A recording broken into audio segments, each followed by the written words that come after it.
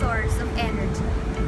Energy can be in two forms: the energy at motion, the kinetic energy, and the energy at rest, the potential energy. The storage and usage of this energy is governed by two laws of thermodynamics. The first law is a conservation of energy that states that energy is neither created nor destroyed. One example for this is burning wood. As wood burns, the potential energy that is released is equal to the heat energy generated. This is also called the exothermic reaction. The opposite happens when a leaf absorbs light from the sun. The molecules of the products of photosynthesis stores the energy absorbed from the sun. It is called the endothermic reaction. The second law of thermodynamics states that energy of all sorts, whether it be light, potential, chemical, kinetic, tends to change itself spontaneously into a more dispersed, random, or less organized form. This is called entropy. Primary productivity is the first and basic form of energy in ecosystems. Gross primary productivity is a total rate of photosynthesis or energy assimilated by autotrophs. While net primary production, on the other hand, is the rate of energy storage as organic matter after respiration. There are environmental factors that influence the productivity of terrestrial ecosystems, and this includes climate. Increasing mean annual temperature is directly related to the annual intercepted solar radiation at the site, reflecting both an increase in mean daily temperature and the length of the growing season.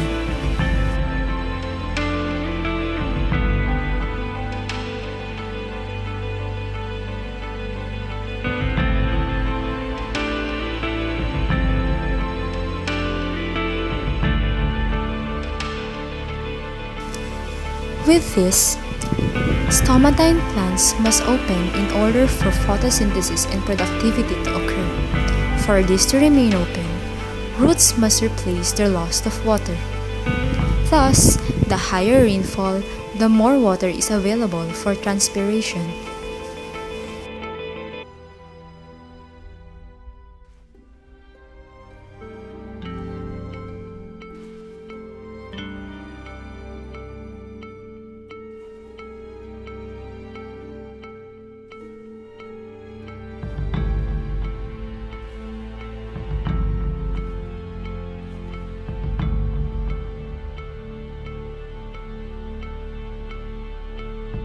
The amount of water available to the plant limit both rate of photosynthesis and the amount of leaves that can be supported.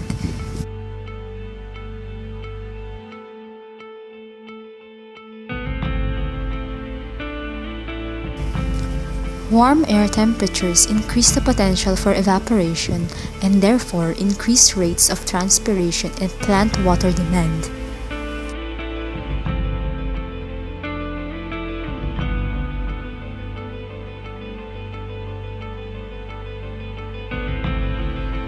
It is a combination of warm temperatures and an adequate water supply for transpiration that gives the highest primary productivity. Therefore, net primary productivity increases with increasing mean temperature and rainfall.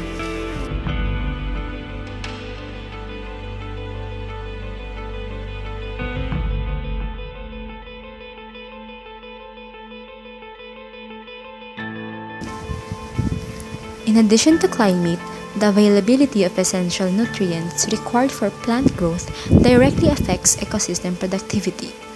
The net result is a general pattern of increasing net primary productivity with increasing soil nutrient availability.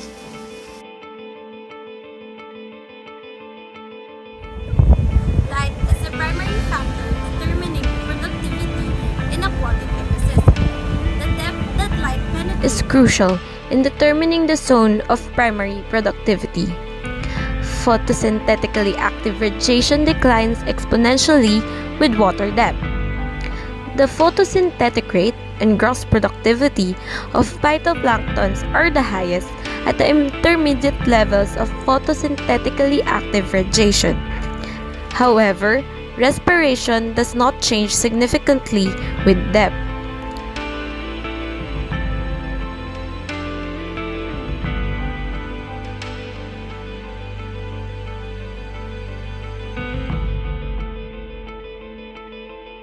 Phytoplanktons go deep into the water where photosynthetic rate declines until the rate of respiration is equal to the rate of photosynthesis. During this situation, the net primary productivity is zero. When the availability of light is equal to light compensation point, it is known as the compensation depth. Nutrients in deeper water must be transported to the surface waters where light is sufficient for photosynthesis. Nutrients like nitrogen, phosphorus, and iron are the major limitations in the primary production in the ocean. The most productive waters of the oceans are the shallow waters of coastal environments. This is because shallow waters allow for greater transport of nutrients from the bottom sediments to the surface water. This is caused by the wave action and changing tides. Another reason is that coastal water receives large input of nutrients carried from terrestrial ecosystems by rivers and streams.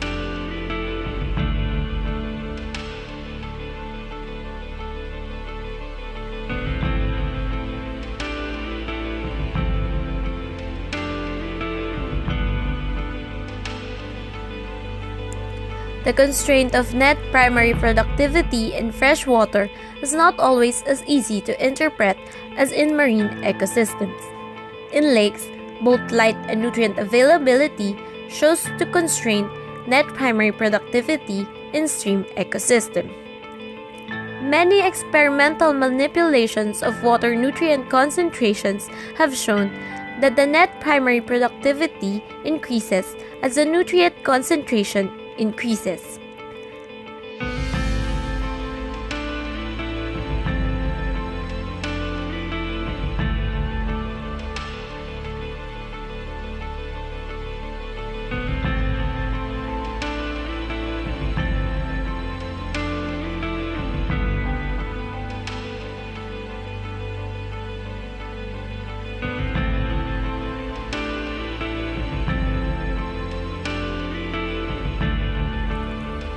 Organic carbon produced within an ecosystem is described as autochthonous. On the other hand, organic carbon inputs from outside the ecosystem are described as allochthonous. In an aquatic ecosystem, the autochthonous is provided through photosynthesis by aquatic plants, attached algae in shallow waters, and by photosynthetic planktons in the open waters.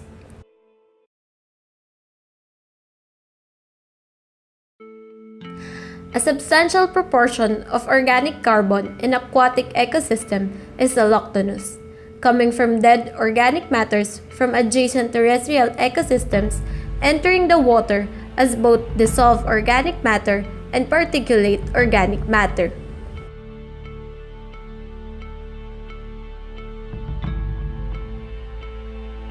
In most marine ecosystems, autochthonous input of organic carbon dominate because of the high net primary productivity of the phytoplanktons. In contrast, small streams flowing through forested catchments derive most of their carbon from dead plant and animal materials from the nearby terrestrial ecosystem. In these streams, allochthonous carbon provides energy resources that support levels of consumer abundance. Shading from trees limits available light in the water, preventing growth of phytoplanktons or attached algae. As the streams widen further downstream, shading of adjacent trees becomes limited. Increase in the available light in the water increases the net primary productivity by submerged aquatic plants, algae, and phytoplanktons. This results in a continuum of relative importance of allochthonous and autochthonous sources of carbon in the energy balance of flowing water ecosystems from smaller headwater streams to larger ecosystems. This is referred to as the river continuum concept. For lake ecosystems, importance of internal and external organic carbon sources varies as functions of their morphology and the nature of their surrounding environment.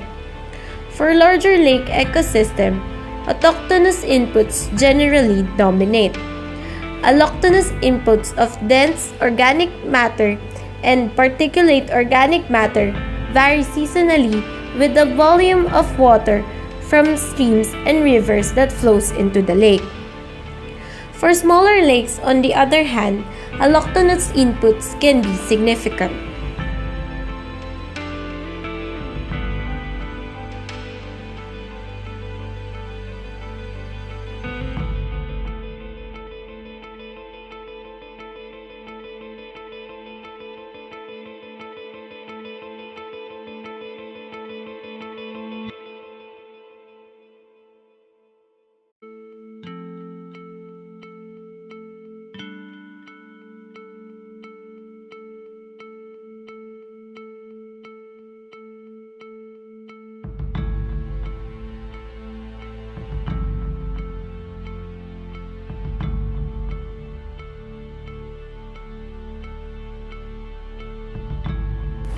As we have seen earlier, the greater the carbon allocation of leaves relative to its roots means that the greater the net carbon gain in plant growth. The decline of net primary productivity from a mesic to xeric environment is paralleled by the reduction in standing crop mass and accumulation of net primary productivity over time. This can be caused by certain factors such as reduction of moisture that leads to an increased allocation to roots than in leaves. The greater the net primary productivity, the greater is the standing biomass. In a terrestrial ecosystem, although the net primary productivity in a temperate forest is greater than in temperate grassland, the productivity per unit of standing biomass is greater in grasslands than in forests, which is why grasses have a higher relative growth rate than forests. Furthermore, the longevity of plant species is greater compared in marine ecosystems. In marine ecosystems, phytoplanktons, which are the primary producers, live shortly but with a higher rate of production. This would mean that there is a fast turnover of the populations, leading to the low standing biomass compared to the accumulated net primary productivity over the year.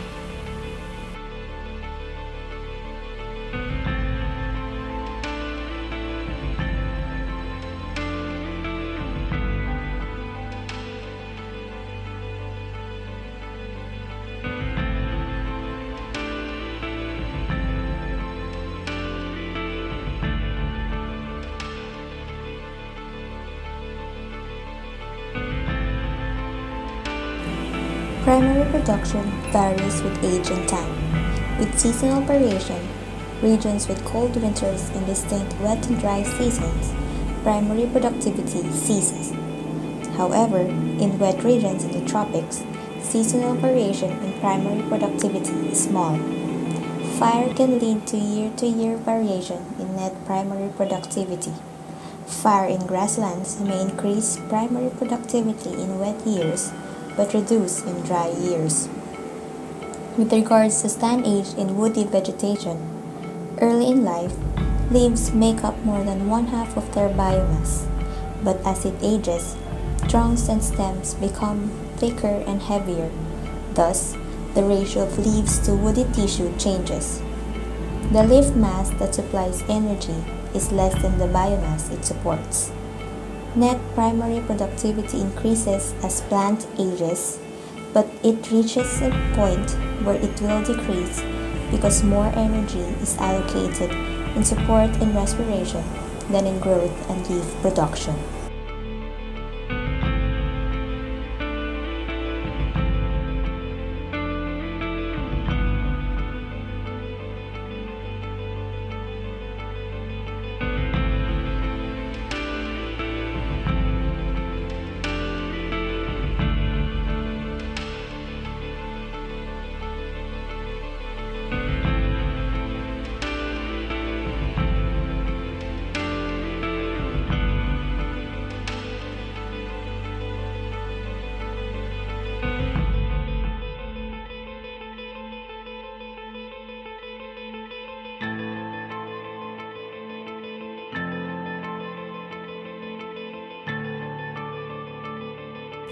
change in biomass of autotrophs, including weight change and reproduction, is called the secondary reproduction. This depends on primary production. If the primary production is high, secondary production will also be high.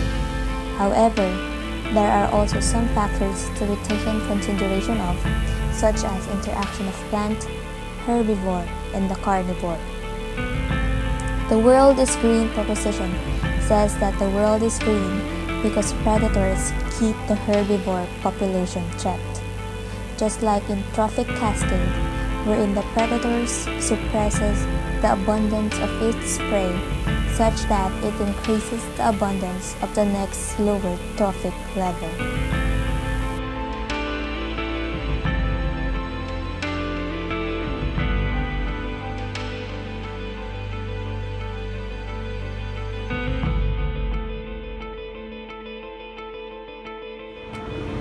The ecosystem has two major types of food chains, and in every level of consumer in these chains, there is a variation of efficiency of production. Imagine a caterpillar eating its primary source of food, which is the leaves. A portion of food that is ingested by the caterpillar is assimilated in the gut, while the remaining would be expelled as waste product.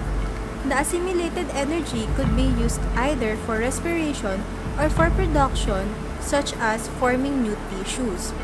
The ratio of assimilation and ingestion is called assimilation efficiency, which is the measure of the efficiency wherein the consumer extracts energy from the food, whereas the ratio of production to assimilation, called as the production efficiency, is a measure of how efficiently the consumer incorporates assimilated energy into secondary production. Assimilation efficiency varies among ectotherms and endotherms. Endotherms are said to be much more efficient than ectotherms because they tend to digest food more completely than ectotherms.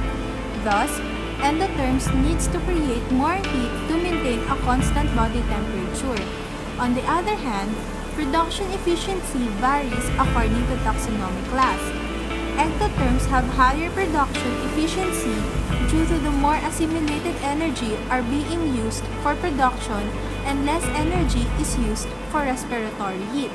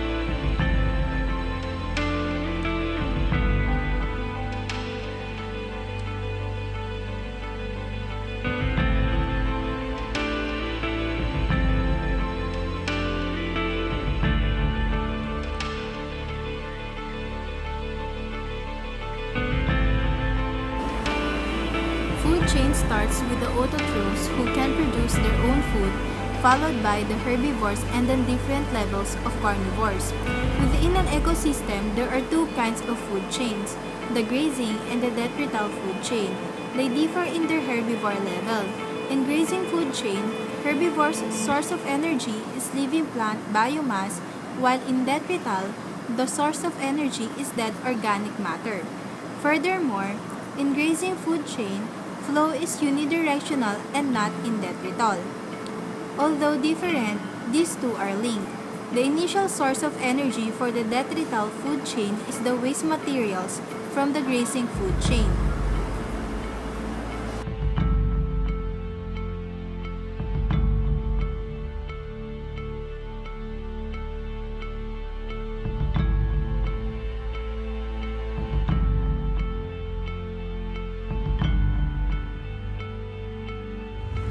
Each trophic level, estimates of the efficiency of energy exchange are defined as consumption efficiency, which is the proportion of available energy being consumed.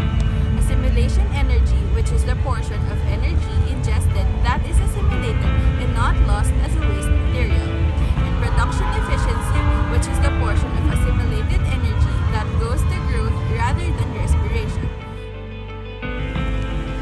The relative importance of the two major food chains and the rate of energy flow through the various trophic levels can vary widely among different types of ecosystems.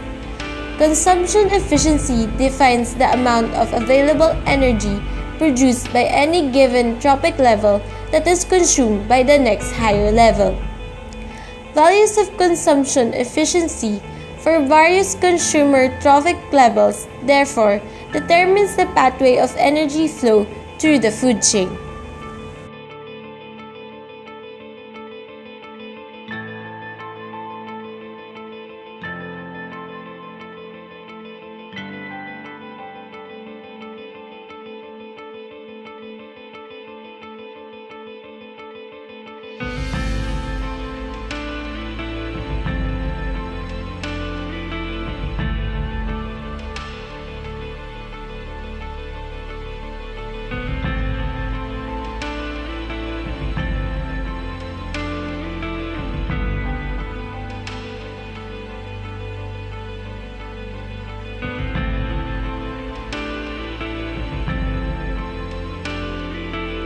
In terrestrial ecosystems, distinct difference in consumption efficiency and energy flow exists between forest and grassland ecosystems, while patterns of energy flow through flowing water ecosystems differ from terrestrial and standing water ecosystems.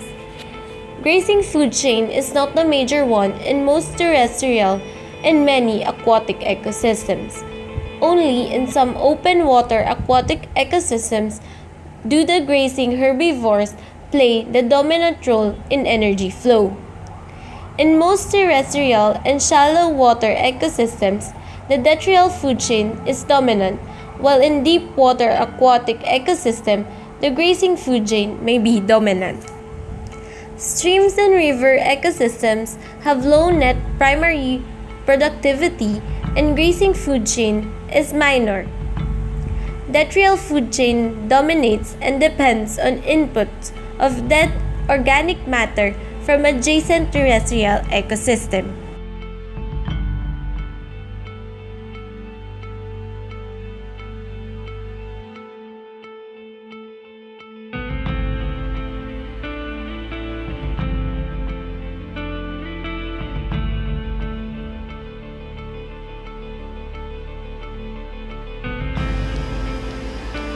Energy flow will decrease with each increase in trophic level because not all are used for production. An ecological rule of thumb is that only 10% of the energy stored as biomass in a trophic level will be converted into the next higher trophic level. One of the importance of the decreasing energy transfer within the food web is a decrease in the standing biomass of organisms in each successive trophic level. Due to the loss of energy at each successive trophic level, the total mass supported at each level is limited by the rate at which the energy is being stored at the next lower level. Basically, the biomass of producers must be greater than the herbivores that they support, and the biomass of the herbivores must be greater than the carnivores. This will result in the narrowing of the pyramid biomass of the ecosystems. In the aquatic ecosystem, the pyramid of ecosystem is inverted. The primary producers lay in the phytoplankton. Due to their fast rate of turnover, which means short lifespan but higher consumption by the zooplankton, the biomass is low compared to the zooplankton.